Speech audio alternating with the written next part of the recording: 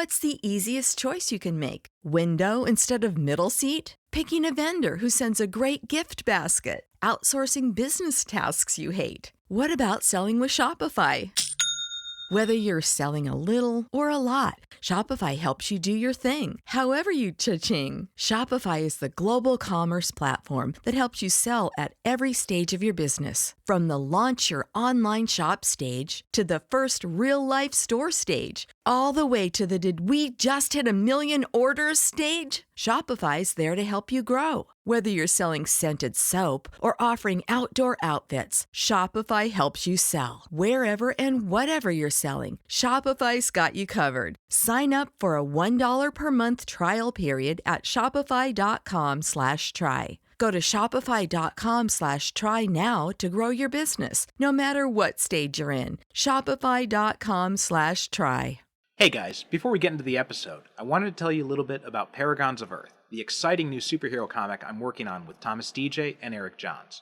For this comic, we've unearthed a number of obscure and forgotten Golden Age superheroes, plucked them from the depths of the public domain, and completely redesigned and reinvented them for the modern day. It's an exciting cast of characters, and we're throwing them up against the threat of a Lovecraftian apocalypse. It's got action, it's got drama, it's got alternate dimensions and alien worlds, and it's even got a giant shark in a Hawaiian shirt. What else could you want? But in order to make this comic a reality, we need your help. The comic is crowdfunding now, and you can help support it by going to crowdfunder.com/paragonscomic. That's crowdfunder without the e.com/paragonscomic. You'll be able to find that link in the show notes, so please double check if you didn't quite get it. Please help make this comic a reality. We are counting on your support. And now, on with the show.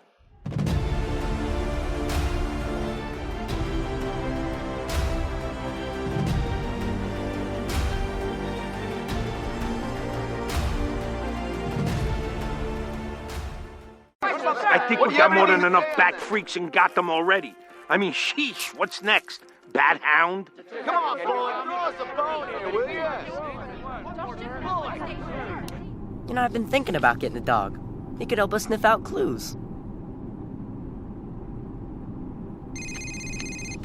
Bruce Wayne here. Bruce, it's Barbara. Hey, Barb. She misses you. How's college? Not bad, though the nightlife here can't compare with kicking butt as Batgirl. But spring break will be coming up soon, and I'll be back in Gotham for 2 whole weeks. Won't that be nice? Yes. We'll all be happy to see you. Don't drag me into this. Anyway, that's not the reason I called. I just saw the news, and I was wondering if you'd gotten a new partner. Someone a little older? I have no idea who she is. 'Cause if you had, I'd be really upset. 'Cause I thought you and I were, you know. Barb, we're going through the East Tunnel now. Afraid signal's breaking up. Talk later. Squeaked through again, didn't you? I never fail to marvel at your narrow escape, sir. One female bat at a time. Welcome to the Superhero Cinephiles podcast. I'm your host, Perry Constantine, and I'm welcoming back a returning guest, and that is Kenesha Liu. Kenesha, how you doing today? I'm great. How are you, Perry? I'm good. It's been a minute, and it's been a while since we had you on the show. So why don't you take a minute and remind the listeners about who you are and what you do? Yeah, so I kind of grew up around comic books. My brother was super into DC mostly, but I've kind of grown up around just like comic books in general. And so I think that was my first entryway into it. I remember like some of my earliest memories was just like going to the comic book store with my brother and getting that, like fat stack and walking out and having fun. And I think that's kind of the entry for me. It has been a little bit difficult to be a DC fan in the last couple years. So, I think I've definitely fallen off, but it's always really great coming back here and kind of remembering why I loved comics in the first place and what really drew me to it. And for me specifically, like I may be influenced by my brother, but I love DC. I love Batman in particular. And last time I was here, we talked about the Batwoman comic. And so like, those are just like characters that I've always really loved. And like, they kind of set the standard for the shows and the main characters that I gravitate towards. And so, yeah, that's a little bit about me. Okay, great. I was kind of surprised to hear you say that you've been disappointed with DC in recent years. I'm a little bit behind in my DC stuff. The most recent thing I've read is the Philip Kennedy Johnson's Warworld arc in the Superman books, and I thought what they've been doing in the Superman stuff has been amazing. But I am admittedly very behind on. I haven't even opened up Dark Crisis or anything like that yet. Oh, well, I think I was more talking towards like generally DC fan for the mainstream audience, so like the movies. Oh, I see. I thought you were talking more on the comic side. No. Yeah. The movies speaking to the masses. Yeah. I mean, I'm very excited about what James Gunn has coming down the pike, though. You're more skeptical on that? No, I'm not. Well, I'm intrigued. Like, I think it'll be interesting because I feel like him and like Henry Cavill and Gal Gadot and like, I feel like that relationship is a little bit, icy. I think he's like promised them some stuff and then they both got cut, if I remember correctly. So I'm kind of curious, but I like what he has planned. And I really like the last like Suicide Squad movie. Everything he's put out lately, like Harley Quinn, that wasn't him, I guess. But, DC movies lately have been pretty good. I haven't seen Blue Beetle. Yeah, I still have to. I've got it, but I haven't actually watched it yet. Yeah. So it is on the up and up, but I think it's just like, it's like that like fatigue. And there's just like so much. I guess right now, maybe it's like Marvel that it's getting a little bit hard to be a fan of. But yeah, no, I think it'll be interesting. I'm excited to see what James Gunn does. Yeah. I mean, I'm everything I've heard so far about Superman Legacy sounds amazing. And I was an Authority fan way back when that was in the comics back in the late 90s, early 2000s. So I'm really excited that he's going to be doing he's going to be bringing the Authority to the movies. And yeah, it's going to be interesting. Although I do echo the Cavill and Godot things. I was kind of disappointed because it seems like I feel like if you're gonna, you should either do like just do a complete reboot or retool things and give Henry Cavill an actual chance to play Superman instead of the weird morose version that he's been forced to play up until now. Yeah, I am curious. Did you watch the Flash movie? And I want to know what you think about that. Yeah, I watched that. In fact, we got an episode about that I've got scheduled to record, I think later this month. I thought Michael Keaton was awesome. I really liked Supergirl. I thought she was good too. Yes. Yeah. And her Sasha costume Caron was design, really good. yeah. Well, I mean, with the exception of the Flash design in Justice League, I thought all the costume and Ben Affleck's Batman suit in The Flash, I thought all the costume designs for the DCEU have been pretty spot on. Yeah, I would agree with that. Yeah. I'm just glad with like the variation they went on Supergirl. I didn't want the skirt. I think that's kind of where No, yeah, I thought it was a nice way of like updating it. I really like what they did in Injustice, how they inverted the colors of the shield, where Superman's got it's the red S and the yellow background, whereas in Injustice they inverted it for Supergirl, so it was a yellow S and a red background instead. I thought that was just a nice little twist on the classic design to kind of differentiate her a little bit more. Yeah, no, that's cool. I don't think I even really noticed that. It was something that I noticed. I think it was when I was reading the comics is when that first jumped out to me. But yeah, I thought her design was great. I like the red shoulder accents. And as I recall, she didn't have any boots. It was just straight blue all the way down, right? I think I'm not even sure, but I think so. But whatever it was, I thought the design worked pretty well. And yeah, that's one of the biggest downsides of that movie is that we also won't get to see any more of her, because I don't think there's been any talks about her being in the Woman of Tomorrow movie. Yeah, I don't think so either. I think they were thinking about it, but then they weren't super happy with how the Flash did. Yeah. Which the biggest thing about that is I'm very disappointed about that now they said, well, we're not going to do Batman Beyond yet, when Michael Keaton was the thing everybody loved about the Flash anyway. Yeah, it's a little sad. But anyway, although we are here to talk about a different movie. So last time you were on the main show, we did talk about the think it was the Teen The Titans. Teen Titans. Yeah, the Judas contract. The Judas contract. So this time we're talking about another animated movie, and it was funny. When I was watching this movie last night, and Mystery of the Batwoman is the one we're talking about, the 2003 animated film. I kind of wondered if maybe when you had asked to come on for this, if maybe you'd gotten this one mixed up with Bad Blood, because you're more of a fan of the more modern Batwoman, which this version is not.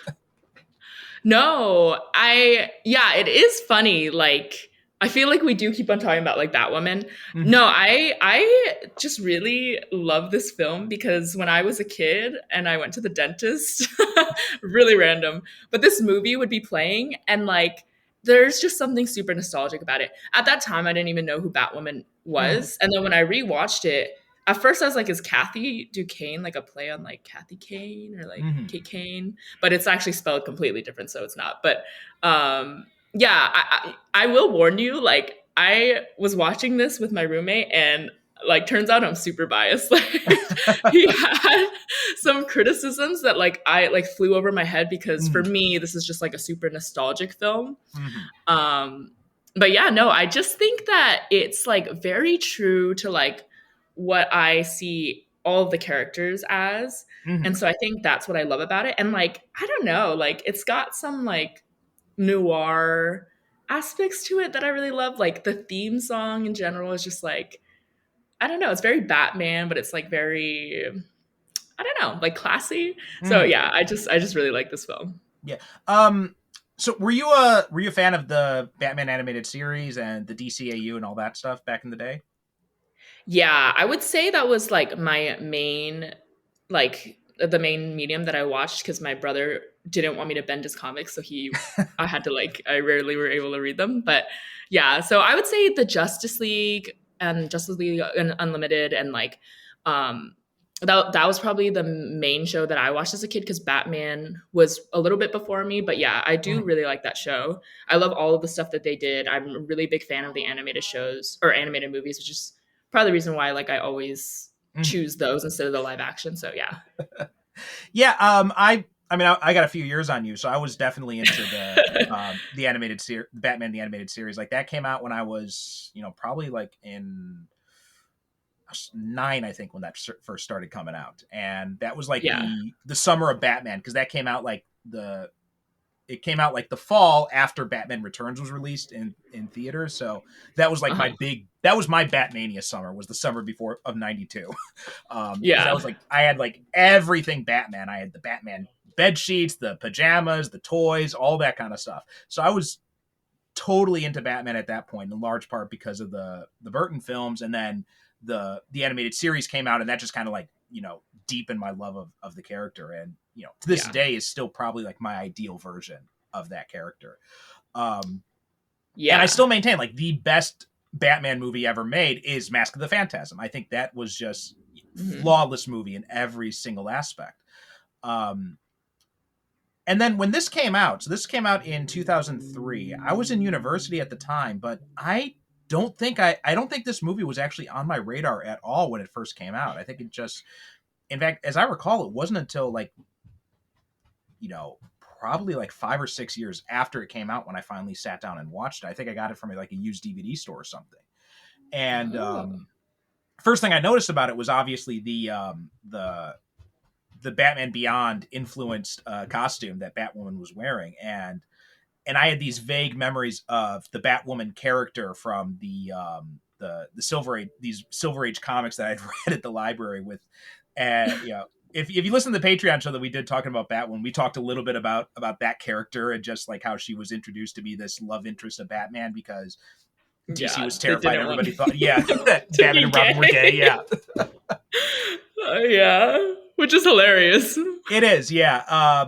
Now, what you said of how, the Kathy Duquesne name, I think that was intentional. I think that's too, it's not spelled the same, but I think the pronunciation is so close that it can't not be intentional. Okay. Yeah, that makes sense. But it's weird because her design is like, she looks like Selena Kyle. Yeah, yeah. Bruce, you have a type. Like... It was very similar. You know, I think one of the things this movie does well, like I'm probably not as critical of it as your roommate, but I do have some criticisms of it too. Like I think in terms of the high bar that the DCAU set with, you know, Batman and Justice League, and of course the movies like Mask of the Phantasm, their animated films didn't always reach that same bar. Like, you know, there was the Superman Brainiac Attacks movie, which used all the same designs, but was still not in the same continuity. It was really strange. And then you had this one, which was very much in the same continuity, but it felt like something was missing from it compared to like the other stuff. Yeah, like one of the criticisms that my roommate pointed out was like there wasn't like, it didn't really build up very much like tension, I guess, because you couldn't really figure it out along the movie. They kind of just tell you who it is right away, because he was like guessing along the whole time. It's like, oh, like I think it's this person, I think it's this person, which is really fun for me to watch. And I agree with that, you know, and I think like as a kid, it's not really something I thought about, but like now looking back, I'm like, yeah, that's pretty true. And then another criticism that he had was like, there weren't that many fight scenes, which is pretty true. There are fight scenes, but they're not, I wouldn't say that's like the main reason to watch the film. No, I think first and foremost, this is really a mystery film. Like you said, you know, it's got a lot of noir influences. Like Kathy Duquesne very much comes off as a femme fatale type in a lot of ways. And I think the similarity to Selena is also, well, because I can't remember because I remember the original animated version of Selena actually was a blonde. She had long blonde hair because they were basing it off of Michelle Pfeiffer. But then I think when they did the new Batman Adventures, I know they changed like her design. I'm not sure if they gave her black hair in that or not though. But because I think the Selena with short black hair is more of a recent development. I think maybe it happened around this time in the comics. No, I'm not. Maybe they were intentionally drawing that parallel to Selena to kind of show that why Bruce is attracted to her, and she's got that whole, you know, wild side thing to her that Selena has as well. But one of the things I really liked about the movie though was actually the mystery aspect. I thought that because, you know, one of my biggest, everybody loves the comic book Hush, right? And one of my biggest criticisms of that is the mystery of who Hush is, because you introduce this long lost friend of Bruce Wayne who's never been seen before now, and he ends up being the villain. I'm like, of course it's going to be that guy, right? That always annoyed me about that comic book series. And I thought what this movie does is it plays around with it. So it introduces 3 potential Batwomen, and it leads you towards Kathy right from the start, right? Just again, the name Kathy Duquesne, it's gonna make you, if you're included in the Batman comics, you're think, oh yeah, Kathy Kane was the Batwoman in the comic book, so this one is probably Kathy Duquesne is probably going to be in this movie. And you know, the whole tragic backstory thing with her mother dying and all that. So the movie does lead you heavily to believe it's her. But then it throws in some red herrings with Rocky and with Sonya. And then I think what they did pretty well was it's not one of them. It's all 3 of them together. Yeah, I do agree. I think that was a really fun twist. And like when like watching my roommate figure that out, or I guess he just like, he was kind of like going like, oh no, I think it's this person. And then he'd be like, no, it's gotta be the medal where she throws the medal bit that was like developed during that Wayne conference. He was like, oh, like, you know, it's definitely Rocky. So I did really like those aspects. And then when he figured out that it was all 3 of them, I thought that was really fun to kind of see his reaction. I do wish that they kind of played up like, I don't know, Bruce looking into it more, but I get it. It's a movie, it's short and stuff. Yeah. And I feel like with the time that they had, they were able to flesh out all the characters like pretty well, all of the 3 introductory characters, the 3 Batwomen, which I thought was really, really good. So yeah, like I do like that aspect of it. And I think they did a really good job of like balancing that screen time with the new characters and the old. So yeah, no, I think that was done really well. Yeah. And I also liked, I didn't remember and rewatching it last night, I was kind of surprised at how much Robin there was in this movie, because I did not remember that from the last time I saw it. Granted, it was like 10 years ago last time I saw it, but still. That was kind of surprising to see how active he was. And I did like that they had kind of aged him up a little bit. So like his voice a little bit deeper, his, he's taller now that compared to when he was in the animated series. So it's clearly there's been some passage of time. So I thought that was a nice touch too. Although it does raise a continuity issue with Return of the Joker and the flashback scenes in that. Yeah, we just glossed over that part. Yeah. And I think there have been different, because I was reading two different articles about this, like one on Wikipedia, one on one of the DC fandom wikis, and the Wikipedia one says this is set after Return of the Joker. The DC fan one says it's set before Return of the Joker. So I don't think even anyone really knows exactly where this is supposed to fall in continuity. Yeah, I was thinking, like, I was kind of confused as to where it was, and then there isn't that many clues. I guess that one clue was like the whole thing with Barbara. They did touch on that in the animated show, right? Like where they kind of she has that crush on him. So like, I got a rant about that in a minute. But yeah, I don't know. I don't think they really thought it through that much. But that aside, it's not really like, I don't know. I guess it's not that important because a lot of the characters don't show up again, but it does raise a little bit of a continuity issue, especially since he starts that romance and then you never see her again. Yeah. Now, here's my rant. Like, the biggest thing I hate about this movie is the way that it depicts Bruce, because he comes off as such a creeper in this movie. I mean, he's got this whole thing with Barbara. First off, she's young enough. She's the same age as his adopted son. Yeah. And we used to be dating his adopted son, right? Her and Dick used to have a thing in the animated series. So this whole Bruce, and I know Bruce Timm wasn't directly involved with this, but just this whole obsession that Bruce Timm has with Bruce and Barbara together, it drives me insane every time it comes up. That when they mentioned that in Batman Beyond, the first time I remember watching that, I'm like, wait, did she just say that her and Bruce were involved? Like, no, I must be misinterpreting it or something. And then you watch this and you're like, oh no, he meant that. And then, then we got the Killing Joke movie, which just was probably the even worst thing that they did to Barbara since the actual Killing Joke comic book was that movie. It just like it was so degrading to her character, and it just drove me insane to see it. Yeah, no, I completely agree. I think like part of the reason I like this film is because it is like, it reminds me of the time where, like, I don't know, all the animated shows I felt like were doing really great, and like Batman and Barbara at the time, like watching it, I was just giving him the benefit of the doubt because he doesn't seem like super interested. He's like, oh, like, right. Like we're breaking up when they're on the phone.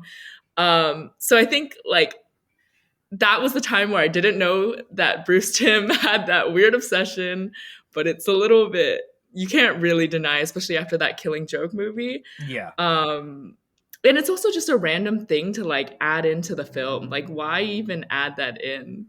Yeah. I don't know. I don't love it either. Yeah. Well, because the thing that annoys me so much is, first off, Barbara's calling him from college. I mean, come on, dude. You're like 40. What are you doing?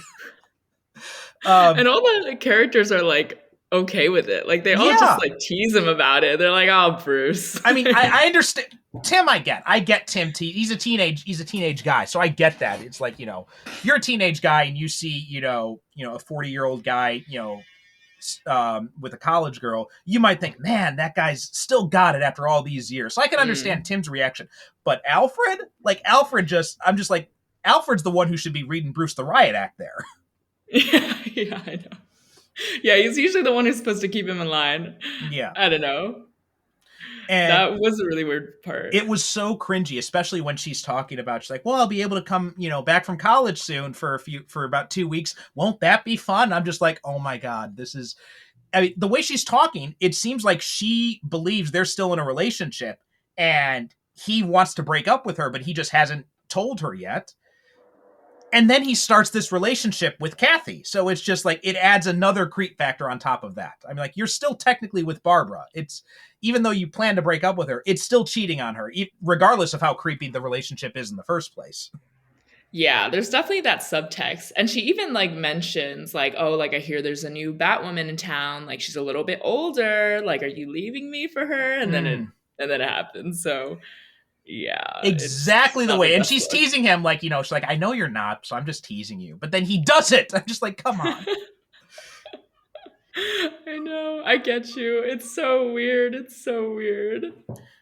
That was the biggest thing that drove me nuts in that movie. And yeah, when they had introduced that stuff about Barbara and Bruce and Batman Beyond, and, you know, also in, you know, the animated series when she has that dream when she imagines him, like, you know, he imagines kissing him and all that, I got that my whole idea of the context of that was, okay, she just has a crush on him, is all it was. And then she stuck around with him after Dick left because, you know, she had this crush on him, but it was never reciprocated. And then this makes it clear that it was reciprocated. And I'm just like, it just ruins everything about that. Yeah. Like, I think it would make sense too, right? Because like she's always really looked up to him. That's why she kind of took on that mantle. I feel like maybe it's just the optimist in me, but I feel like the film, like, maybe you could say like it's just like a unrequited crush. There is definitely subtext there, but I don't know. I think I'm just like very different. I think I think you're reaching there personally. Yeah. I don't know why they added that.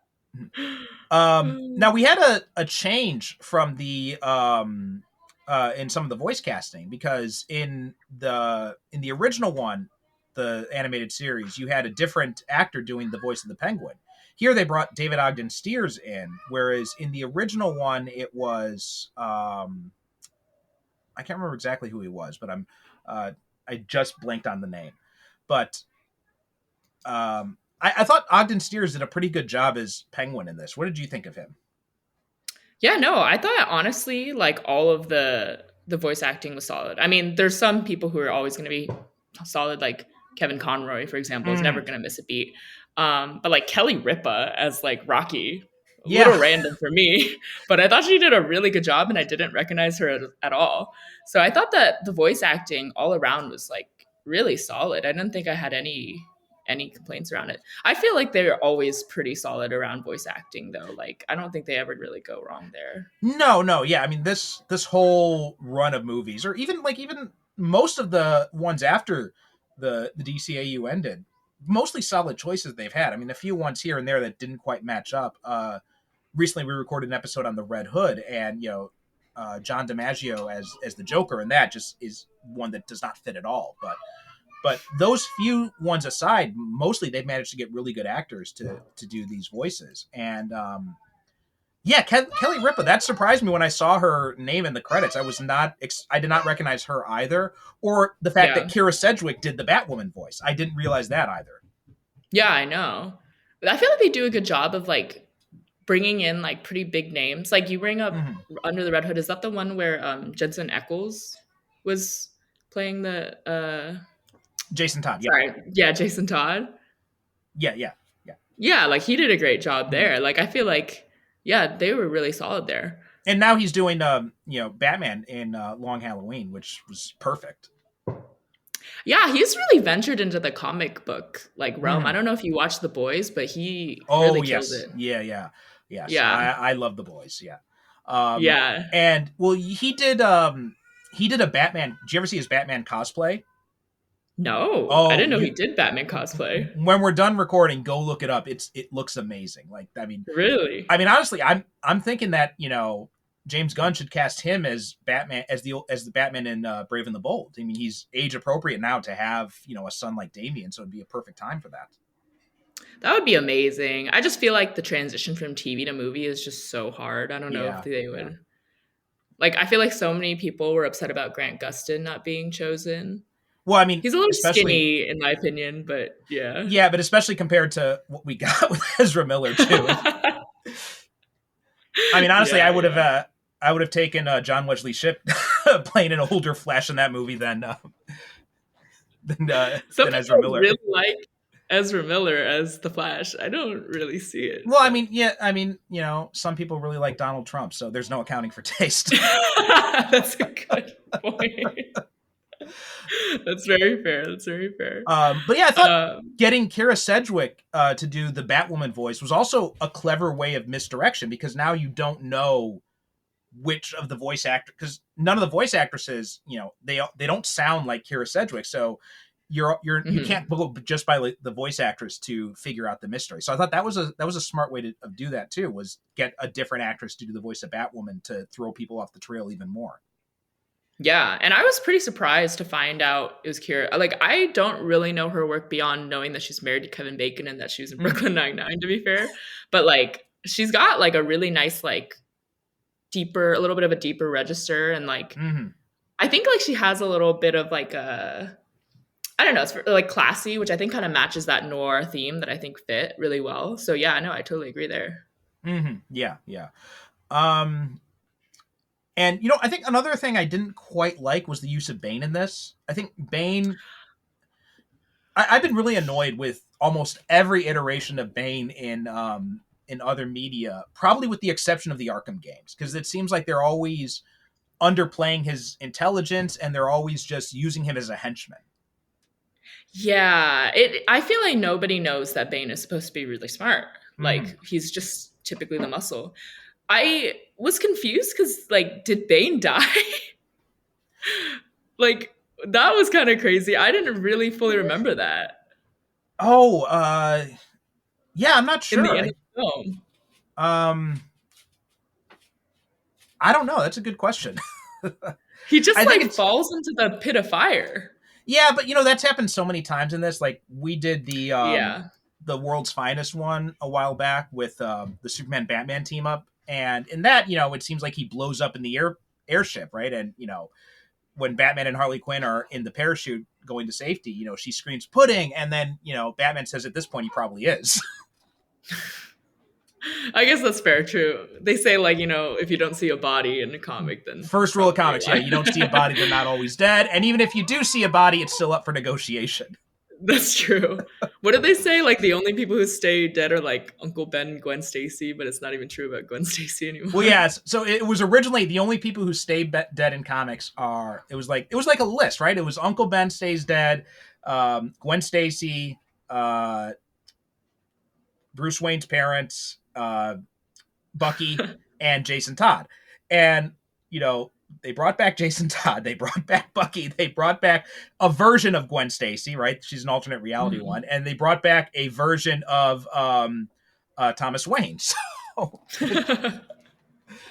Uncle Ben's next. Uncle Ben's next. Yeah, Uncle Ben's Uncle Ben's so far the only one who's stayed dead, pretty much. Yeah. He'll be in the next Spider-Man film. Yeah. I mean, in general, what did you think about the Bruce and Kathy relationship, though? Like the weird stuff with Barbara aside, like what did you think of how they developed that aspect of it?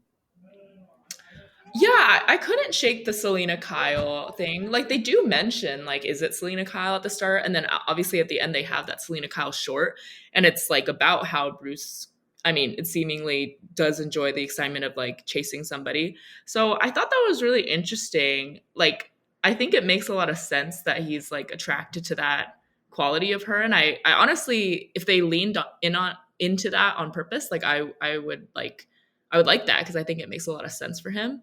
And I feel like they did a good job of like developing it. Like, he was obviously very interested in following her at the start because he wanted to find out who Batwoman was, but like ended up having a really good time. And I thought there was a lot of like fun moments along their little romance, like particularly with the little bodyguards. I thought that was a little fun.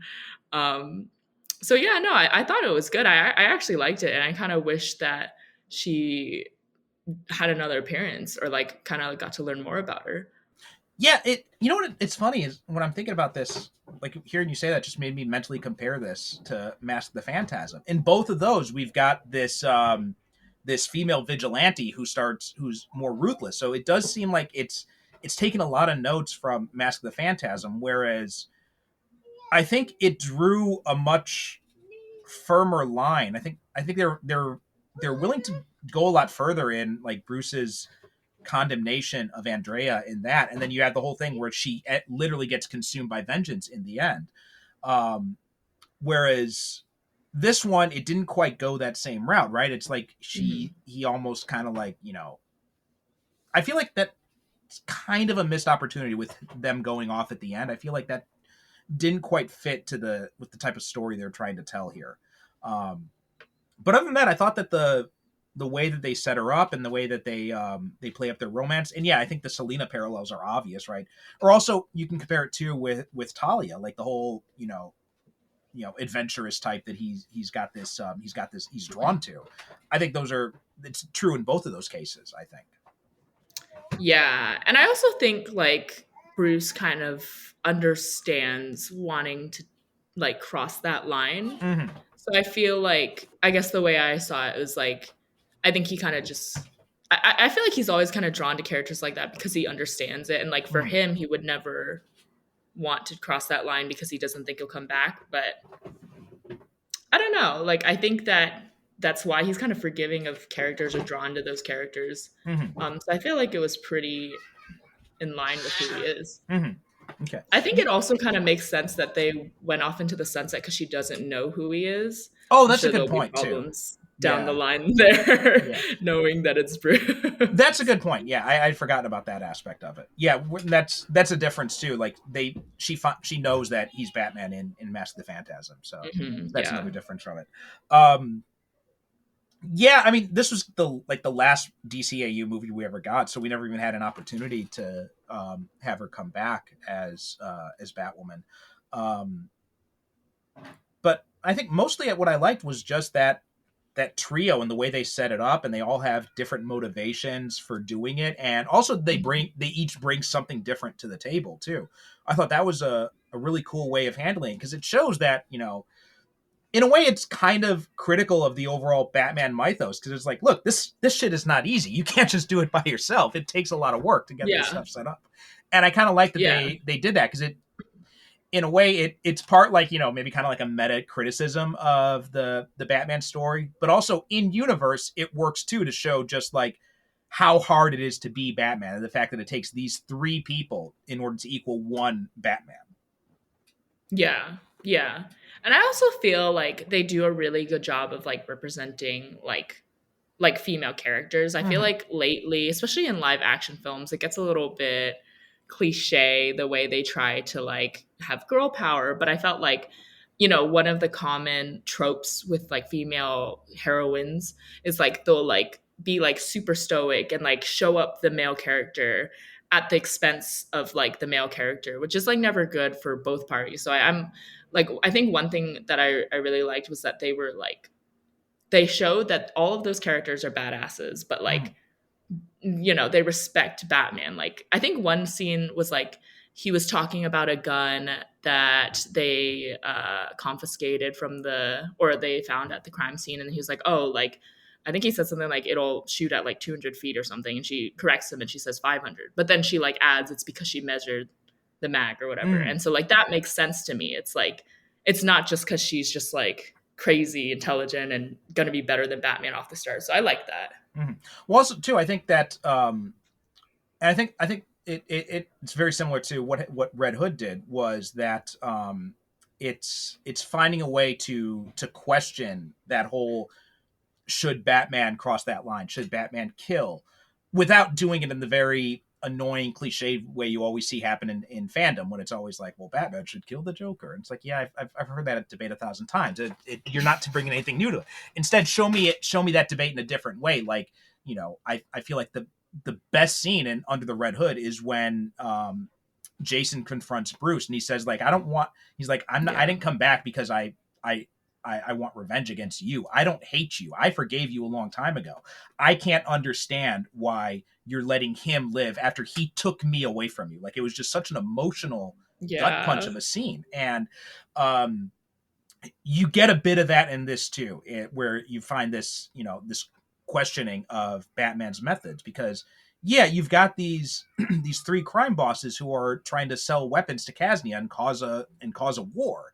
And And this life that Duquesne's father was involved in ended up getting her mother killed. So there does get to be a point when you're like, when is enough enough?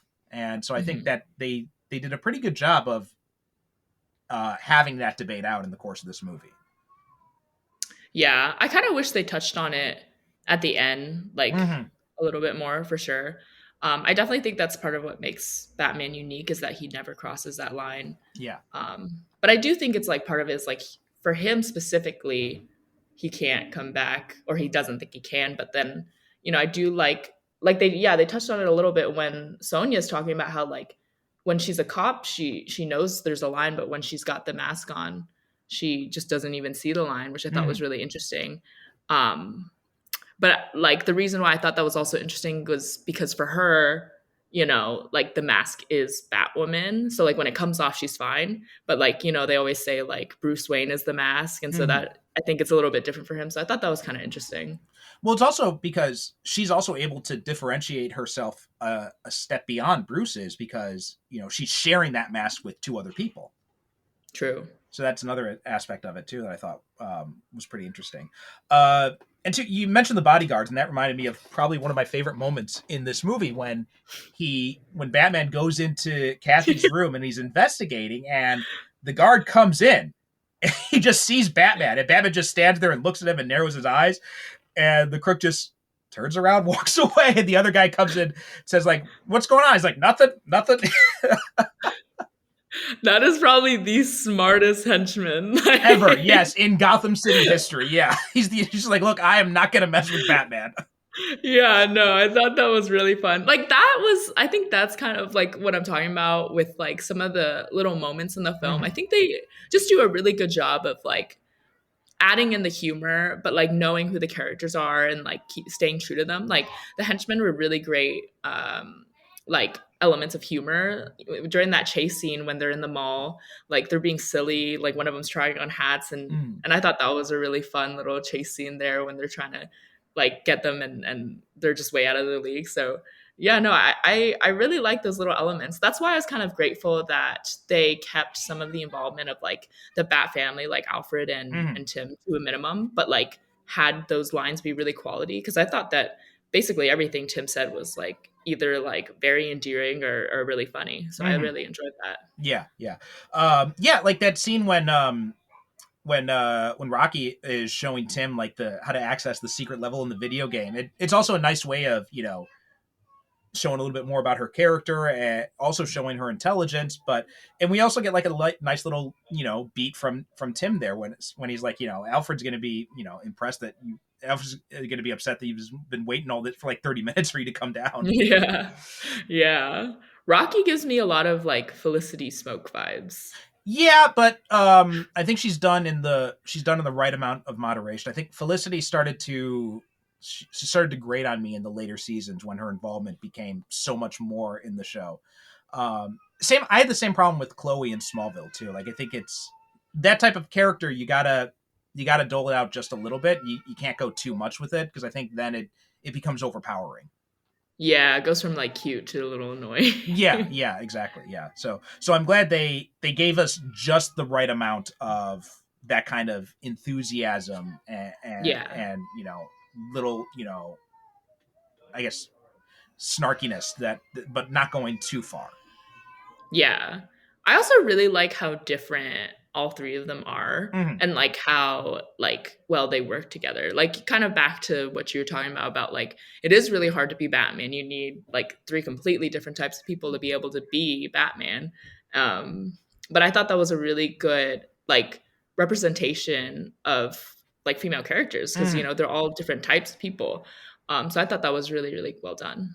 Something else that was kind of surprising about it was just the overall design of Sonya, because she, in the original animated series when it was still on Fox, they had Renee Montoya was dressing almost all the time in a police uniform, but when she was in when they did the new Batman Adventures, she was, wearing pretty much the exact same outfit that Sonya wears. And also, Sonya also seems to be a Latina as well. So yeah, the very similar design. It made me wonder if they had originally wanted meant that role to be for Renee, but then they felt that maybe they didn't want to go that far with that character. Yeah, no, I did see that as well. It's kind of hard to say because I feel like, especially with Bruce Timm's design, like you kind of just switch the hair color out, Yeah, and it's a new character.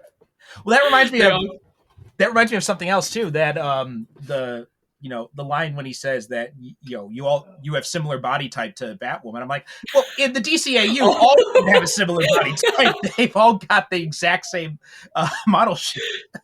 Yeah, no, that's a very fair point. Yeah, they're all like super blocky for the men and then like super like tiny for the women. Yeah, for sure. Yeah. Well, but even like the men have a little bit more diversity in body types. Like you've got like Batman like and Superman, Alfred too, or but even like the adult men, like the Flash and Nightwing, they're much slimmer. Whereas the women almost all have that same like triangle torso. Yeah, that's super true. And it's not a knock on that art. I love that art style actually, but it's just it is something you notice after you've watched a lot of these shows. Like if you would put a lot of these if you'd watch a lot of these movies in black and white, you might have trouble telling some of the female characters apart. Oh, for sure. I mean, to me, she also kind of looks like Hawkgirl without the mask. Oh my God, you're right. Absolutely. Yes, I not even realized that, but yes, 100%. And like you said, Kathy obviously has that similarity to Selena Kyle. Rocky, in a way, she kind of resembles Harley Quinn when she's not wearing the makeup. Mm-hmm. Yeah, definitely all kind of have somebody that they look alike. So I don't think we had a whole lot to say because this is a short movie, and like all the DC animated movies, they're all like just about an hour and change or so. So there's not a whole lot of room to explore a lot of this stuff in depth. But was there anything else that kind of stood out to you with this movie? Anything else you wanted to mention? I do really like Kathy's relationship with her dad. Mm-hmm. Like that was kind of something that I was thinking about. Like I think they just do a good job of making sure none of the characters come off as annoying. Mm-hmm. I feel like, like the fact that in the end, like I mean, I think there's a lot of like really sweet moments, right? Like when Rocky's boyfriend was trying to push her away, and then when they're in the prison and she's visiting him and he knows that she's doing something dangerous. But in the end, like I thought it was really nice that Batman helped get him out, and then they have that sweet moment. And kind of similar, like I thought the whole relationship with Kathy and her dad was like really sweet. Mm-hmm. Like her backstory kind of reminds me of Huntress, and like Huntress. I really like Huntress, but she's so angry. And so like, I don't know. It's nice to kind of see like the inverse of that, like, having a happy ending there. So I thought that was really nice. I think that's the only thing I kind of wanted to add there. No, I noticed the Huntress similarity as well. I think, and I wonder if maybe that was part of the one of the driving ideas behind this movie, because during the No Man's Land story in the comics, Huntress did become Batgirl for a brief period. So I wonder if that was kind of the idea of going with it. But then they decided to use Batwoman instead. Yeah. And, but yeah, the Huntress angle, and I think that I think you're right. They do some better ways of handling this than they do with Huntress a lot of the time. I also like Huntress too, but yeah, you're right. She can lean a little bit too much into the just, I'm always angry stereotype of, but also the, just like her antagonism for Batman, whereas here it's, it's much more of a respect for Batman, I think. So that aspect of it, I think, was handled much better here. Yeah, definitely. Was there anything you wanted to mention around like the little feature at the end, the Chase Me? No, feature? See, I remember you mentioned this, and I'm guessing, did you watch this on Max? Oh yeah, did you not see it? No, I didn't. I actually have this movie on DVD, so I watched it in my through my Plex library. So the Chase. You still have a DVD player? Oh no, I don't have a DVD player. I have the DVDs, but I put them all in. I put them all on a hard drive and I run it through my Plex server. So. Right. Yeah. No, I'm keeping physical media alive because especially now that Max is pulling stuff left, right, and center, I realize it's time to keep stuff in my own library. Right. And so I got this, a while back ago, and the Chase Me feature was like a special feature on the DVD, but it wasn't like part of the main movie. Whereas I guess on Max they tacked it on at the end. So I didn't watch Chase Me again. I've seen it before, but it's been a long time since I saw it. Yeah. It's like pretty simple. I think I really love when DC does shorts.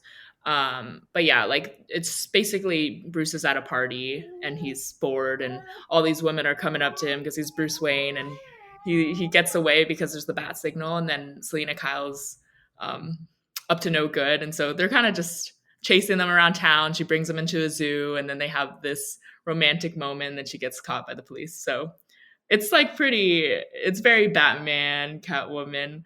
But I really appreciate like the little shorts there. I think I like how they let like the characters and the music and the animation do most of the heavy lifting. Like I don't think it needed any dialogue, so it's just a fun little feature. I wonder if that was at all inspired by the scene at the beginning of the Long Halloween comic, because you have Bruce and Selena where they're dancing at the wedding, and then later on when he's Batman, he encounters Catwoman and they go on and he chases her through Gotham. So it's kind of like paralleling the dance they had at the wedding too. Obviously they didn't have the dance between them in their civilian identities in this, but I always loved that scene in the comic when they did that. Yeah, no, they have great moments. I am a fan of their coupling. Oh yeah, same here. But how did you feel how did you feel with that being connected to this movie, like in the same feature? Did it feel like a disconnect from the movie itself, or did you think that it kind of fit as like an ending for this? Yeah, no, I thought it worked pretty well. I think like in terms of like the themes of it, I think it matches very well because it's like obviously there's a lot of like parallels that we've talked about between the two women, and also just like the music and like kind of the one thing I don't like is I don't like the Catwoman design. and yeah, that will always kind of it just like takes me out of it for a little bit because I'm like, why is her face white? It just doesn't, I don't know, it doesn't work. But other than that, like the styling around it was really, really nice. And so, no, I thought it fit really well. It just like made me question whether or not Kathy's supposed to resemble like the relationship. But, you know, other than that, I thought it fit really well. Yeah, I'd have to double check to see what her model sheet was in the New Batman Adventures. But I think, I'm not sure. I think she may have still been, I do remember that in the original one, she was, she was blonde, but I can't remember if they even showed her with her mask off in the New Batman Adventures. Yeah, I don't recall either. I think I'm just so used to the iconic like short hair. Yeah. Oh yeah, absolutely. Like that's become like that's become like the pinnacle Catwoman design ever since that came out. I think that was, if I'm not mistaken, wasn't that Darwin Cook who designed that? I don't know. I think it might have been. I'm not sure. Either way, like it's a design that I've loved. It totally works with her, you know, incorporating the cat persona, but still keeping in mind that she's a thief, and you know, making it to be much more of a functional design as opposed to you know skin tight leotard. Yeah. No, 100%. Yeah, I definitely agree. Yeah. It's like all this long hair flowing about. Like, how does that work when you're fighting crime? That too. Yeah. The only other thing I wanted to mention about this is, what do you think about this film's legacy? Because I think it's kind of been forgotten to history. I think maybe it got a little bit. I think it's kind of been overshadowed by the fact that they had a very different Batwoman when they introduced in the comics a few years after this, and also the fact that it had been a few years since the DCAU was done by the time this came out. Yeah, that's why I was so excited. I'm also kind of curious, like, why that was on your list, because I think, is that like the list of movies that you want to talk about? No, it's the list of movies that I own. Oh, okay, never mind then. I thought it was like a list of movies that you wanted to talk about. So that was kind of like really surprising me, because I agree. Like, I don't think people will really remember this film at all. Actually, I got a correction, because this wasn't the end of it. This came out so this movie came out in 2003, but Justice League Unlimited ran from 2004 to 2006. Oh, like end of the Yeah, animated so Justice League universe. Unlimited was the end of this. So for some reason I thought this movie came out after the DCAU had finished. Maybe just because I saw it so many years after. Yeah, yeah. I mean, it doesn't really, the continuity doesn't, it's not very clear. So Yeah. yeah, but I don't know. As far as legacy, I think it's hard. It's a good film, but you know, there's so many other films that will overshadow it. Like for example, like Batman: Mask of the Phantasm. Mhm. Like I think it's like darker and deeper, and so like that film, I think that film's definitely gonna have a legacy. This one, I think it's also like the fact that it uses a lot of new characters that never come back. So I think it's gonna be a little bit hard. Mhm. And like the villain is kind of forgettable in its role. Like, you know, Bane is barely in the Mhm. film and Penguin doesn't do too much. So Yeah. yeah, that's why like for me this film is like something that I kind of like to hold close. It's like a little secret Yeah. because most people don't know about it. But I would be really surprised if anybody else really knew this film. Yeah, it was very much overshadowed, and I think it's I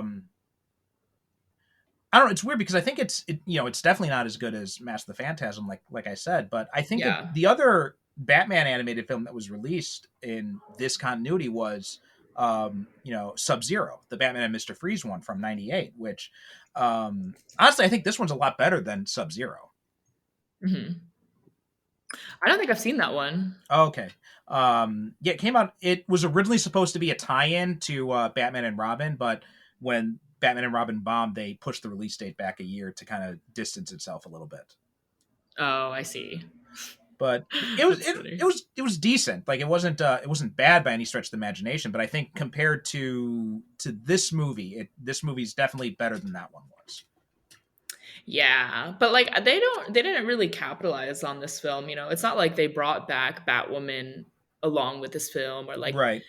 it wasn't like they were trying to introduce the character. So I think that's another thing that kind of hurts the film, but I do kind of miss having those one-off adventures that don't always have to align to the main story because I think it allows creators to have a little bit more creativity like we were talking about, it's so creative to have 3 Batwomen instead of 1, and like Yeah. I don't think that they would really have a story like that released today. So that's something that I also really appreciate. Yeah. Well, I think too they had the freedom of the fact that nobody had done really anything with Batwoman in a long time at that point. So they weren't stepping on anybody's toes. They weren't going to be offending anyone by not adhering to some comics version of her, because most people at that time regarded the original Batwoman as being, just kind of like, a ridiculous character anyway. So Yeah. So it gave them a little bit more freedom to experiment. Whereas if this had come out after Kate Kane was introduced, I don't think it would have flown at all. That's a really good point. And maybe that's why people they're a little bit afraid to kind of step outside of the box right now because there are so many strong opinions. So yeah, I don't know. That's a good point. But yeah, it's an enjoyable film. Like, it's definitely worth a watch if you haven't seen it. But thank you for coming to talk about it. Thanks for requesting it. And why don't you tell people where they can find you? Yeah, for sure. I'm on Instagram as Kenisha_Rose. So KENISHA_Rose. And yeah, that's basically where I'm at. And I really appreciate being on the show again. It's always really fun. I love talking about comics. I love talking about Batman. So well, yeah, we got to have you back on again. So let's not make it another few years before you come back next time. Yeah, for sure. But anyway, that does it for us too. We are at superherocinephiles.com is the website. Super Cinema Pod on Instagram and Blue Sky. Technically also on Twitter, but I kind of stay away from there because Elon Musk is a psychopath. So mostly you'll be seeing me on Blue Sky or on Instagram. And also I've got a comic book that is by the time we're recording and by the time you guys hear this, it will maybe be out or maybe be close to being out, but you can find out more about that by going to crowdfunder.com/paragonscomic. That's crowdfunder without the e.com/paragonscomic. Links to that are in the show notes. Thanks so much for listening, and we'll talk to you next time. Thanks for listening to the Superhero Cinephiles podcast. Superhero Cinephiles is produced by me, Percival Constantine, with the support of Zencastr. The show is created by myself and the late great Derek Ferguson, our host emeritus. Visit us on the web at superherocinephiles.com to listen to past episodes or find out how you can be a guest yourself. Support the show by visiting our advertiser links or click the Buy Me a Coffee link on the website to make a one-time donation. You can also support us by visiting crowdfunder.com/paragonscomic. That's crowdfunder with no e.com/paragonscomic, and help support my superhero comic book, Paragons of Earth. We are Super Cinema Pod on both Instagram and Blue Sky, so please be sure to follow us. We'd also appreciate if you could rate and review the show on Apple Podcasts and share us with your friends.